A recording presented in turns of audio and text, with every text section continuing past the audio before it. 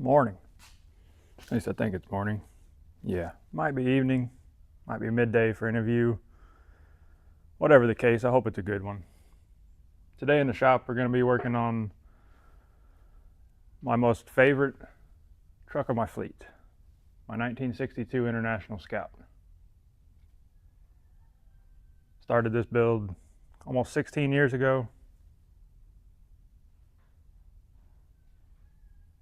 Very first truck I ever built, really the very first truck I ever worked on. It's pretty much taught me everything I know. With that, a whole lot of the wrong ways to do things. Multiple engines, multiple axles, multiple lessons learned, and constant upgrades. A few of the specs: 5.3 LS, NV 3500, Dana 60 rear, 10 bolt, Dana 44 front. Got a bent spindle. I'm going to be working on that today. I've already got this side tore apart. We're going to get the other side tore apart, check out that one. See if I need to order one spindle or two spindles. We're going to be doing a brake upgrade. Currently the front's a 6-lug, the rear's an 8-lug. We're going to be changing that. I'm going to be swapping the front to an 8-lug. That way I can rotate my tires.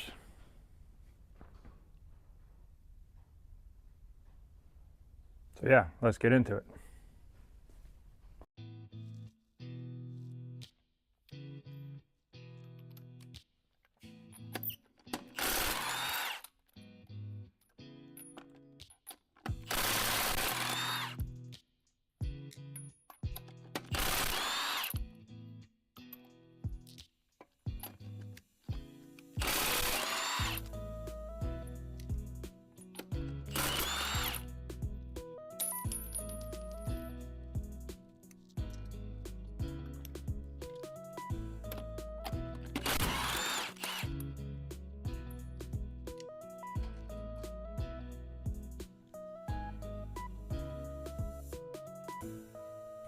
It's one of those cases of do as I say, not as I do.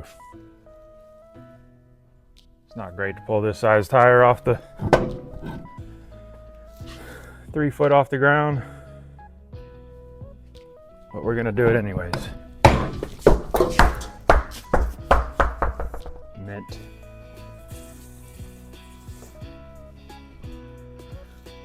Those are 40s, by the way. All right. Allen head socket for the brake calipers.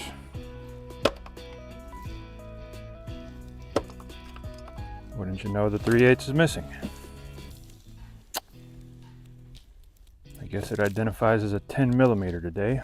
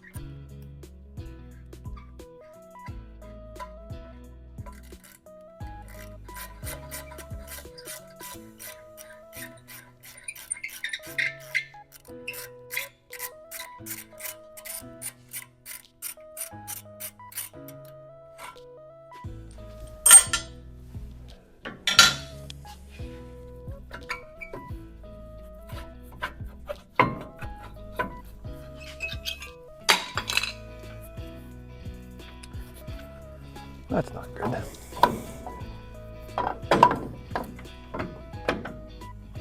Stay.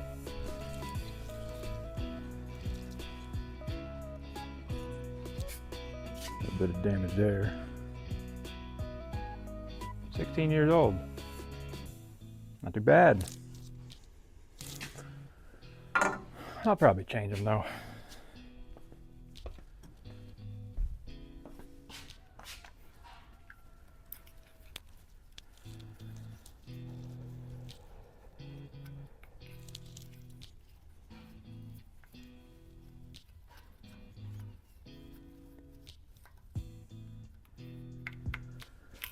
The pad's maybe 16 years old, but it hasn't been 16 since this front end's been apart.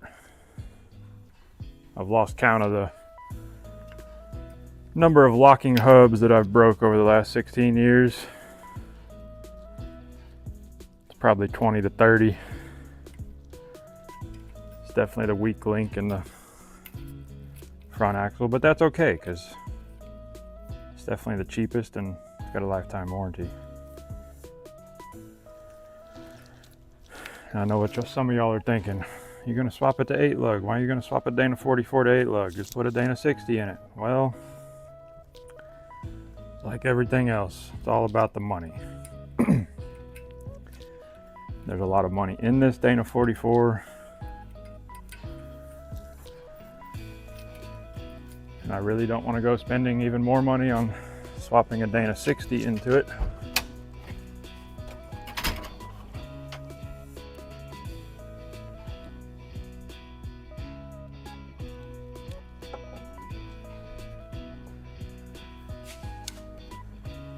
Because there's nothing wrong with this one. Aside from the bent spindle, of course. But the internals are just as good as when I first built it. You're making a mess. As far as the internals, it's got a Detroit True Track 410 gears, Yukon chromoly shafts,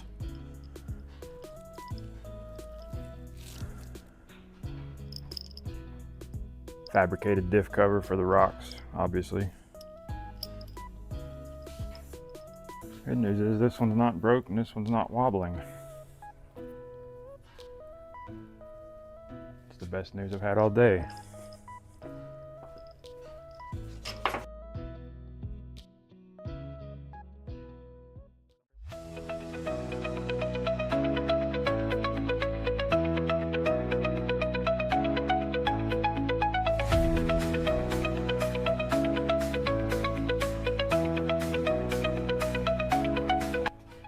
There's the insides of a worn locking hub for those that's never seen one.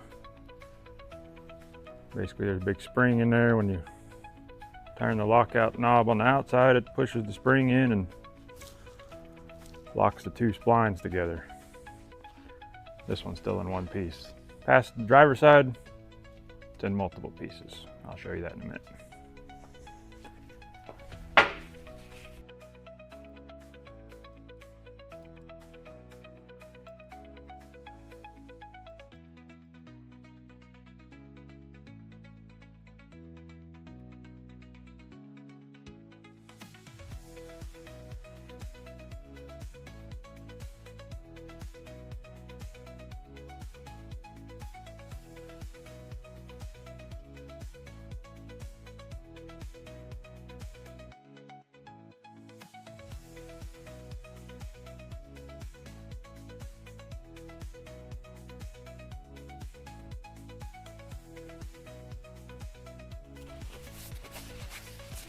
All right, let's take a look at what the other side looked like. Show you the difference, what it's supposed to look like versus what it does look like. And we'll get this spindle off and we'll check the straightness of it, make sure it's not bent. All right, here's what we got. So this is the passenger side. You got a single lockout hub, lock nut, washer, jam nut, retaining rings. Here's the driver's side. Lockout hub that's in multiple pieces. What's left of the spring that's supposed to be inside of there. You can see the grease is silver in color.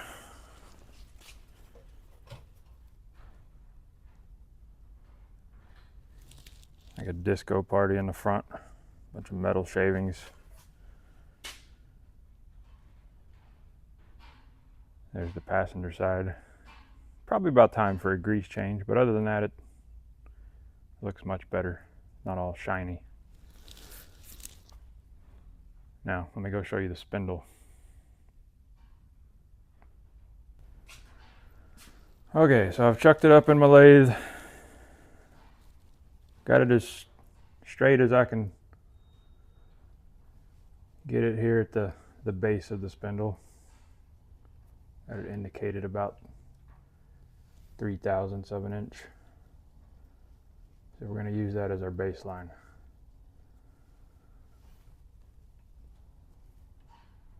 Let's move it out to the inner bearing journal.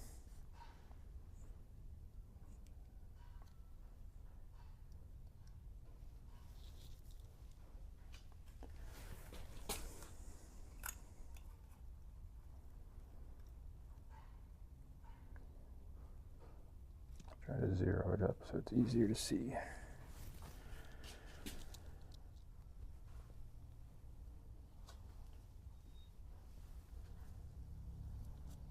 All right, so we started at 3/1000.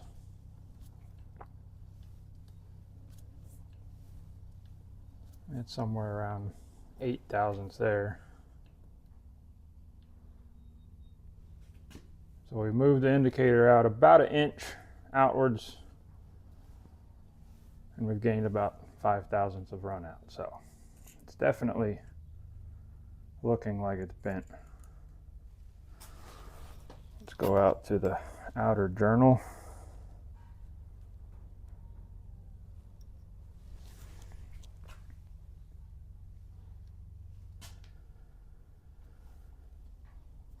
About 2 inches from the last reading.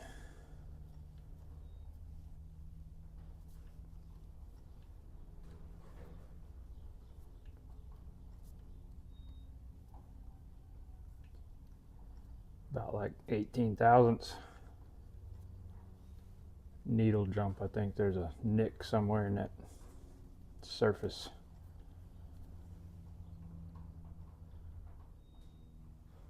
And we're going to see if we can go to the outer edge.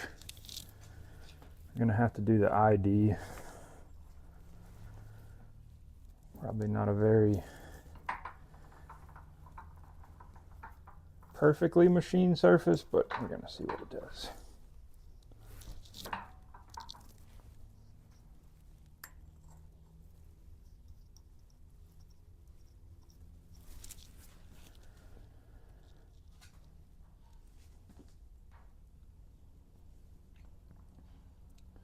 Wow.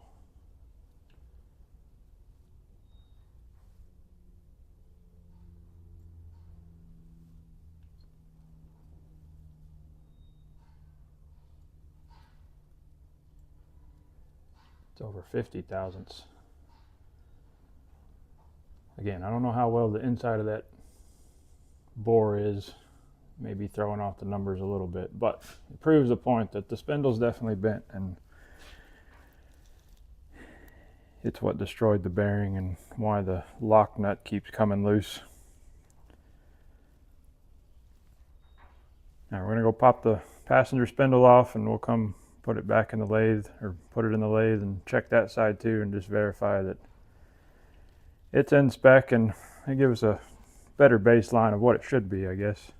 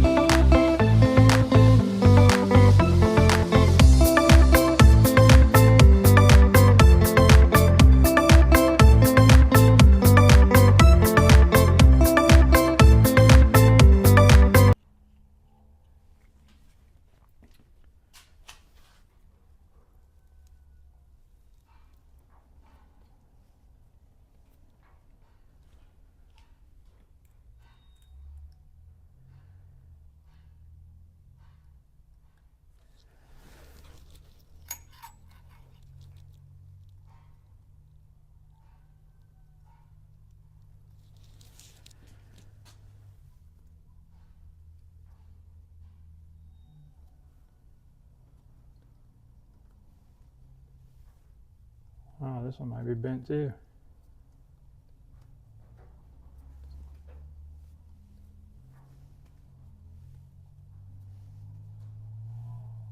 $20,000's right there.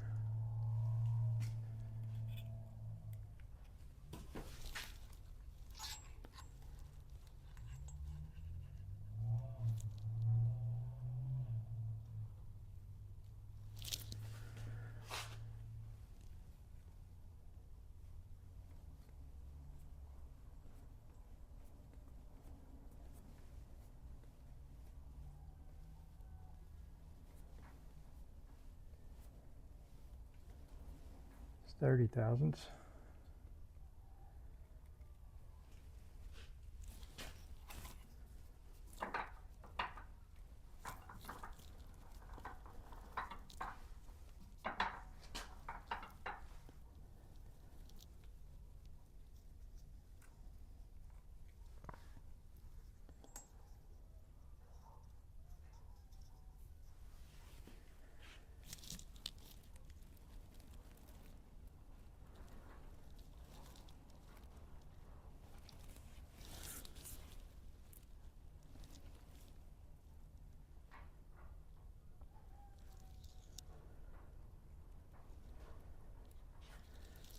Now I know because I only got it to 3,000ths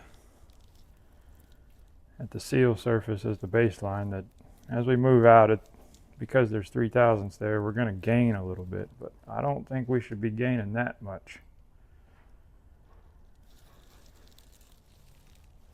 I think I'm going to be buying 2 spindles. Better safe than sorry.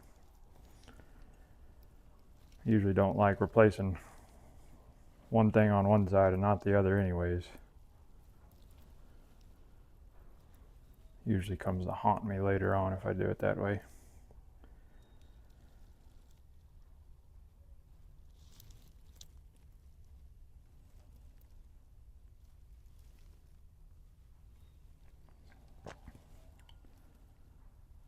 Now that we know that, let me go show you what we're going to do with the brakes and how we're going to swap from 6 to 8 lug. Alright, so that kind of sucks about the spindles, but it is what it is. It's nice. It sucks, but it's nice to know that both of them need to be replaced, and I'll just replace both of them. So we'll have everything fresh from the knuckles out, both sides.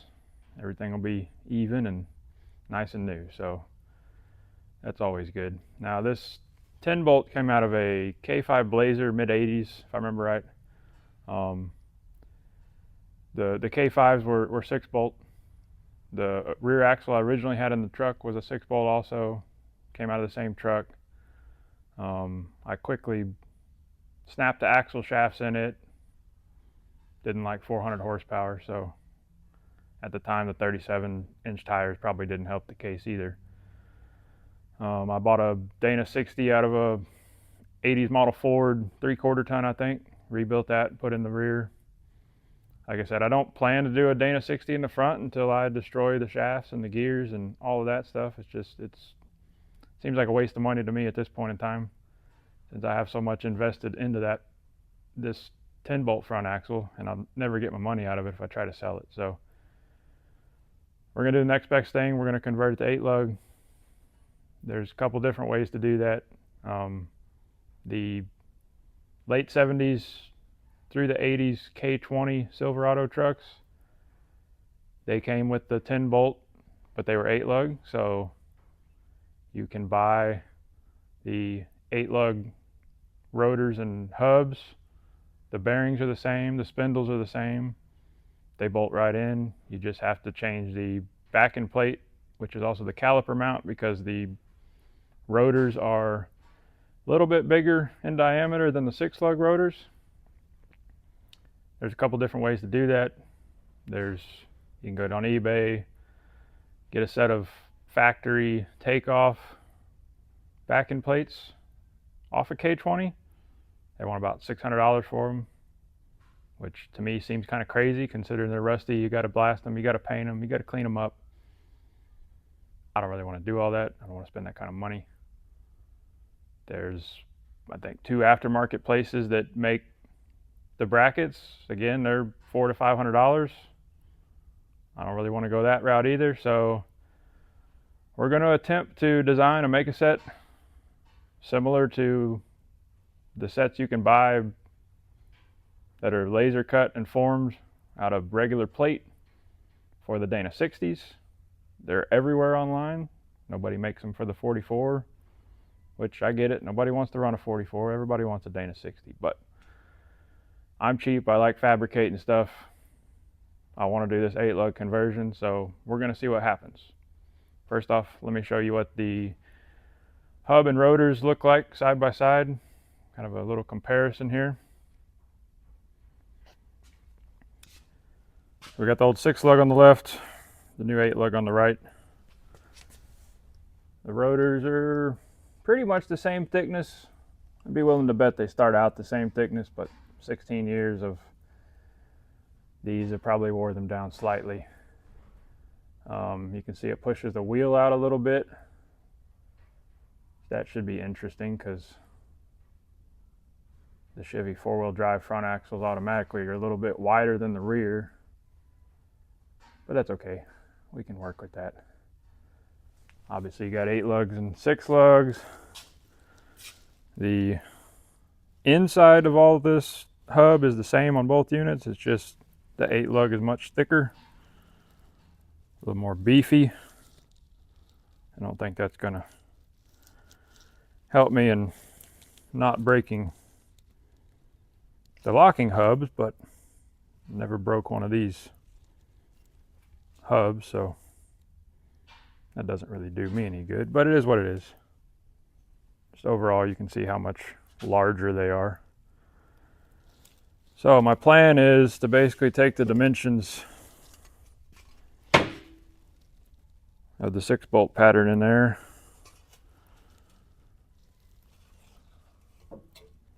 hopefully design it in CAD, and then we'll get it cut and formed. I'm going to put this passenger side spindle back on with the new rotor and hub, kind of get an idea of how far away the caliper needs to sit. As you can see on these, it's not just a flat plate. The caliper's offset a little bit, so I'm going to have to replicate that in the new part. The new one won't have the dust shield. You don't really need the dust shield. I'm not driving this every day. Just an area to trap rocks, in my opinion. Had that happen more times than one. So yeah, I got to order 2 spindles. Start designing this bracket. I'll try to show you some of that. Get the spindles here. I've already got all the bearings, seals. I've got another locking hub to get those lock nuts cleaned up. We'll start putting it back together.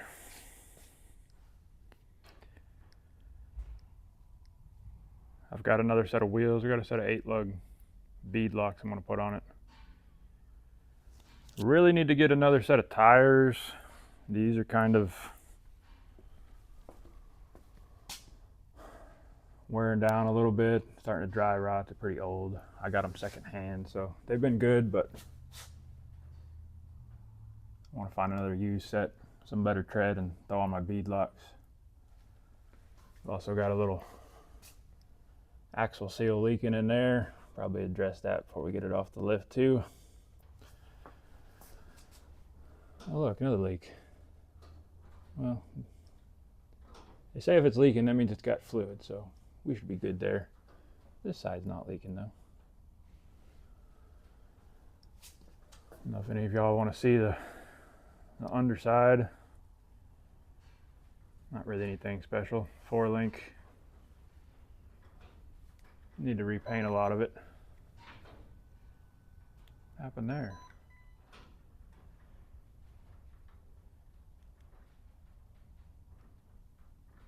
Pushed the wrong button on my phone. Don't look too close to the exhaust. It's terrible. It's on the list of things to fix one of these days.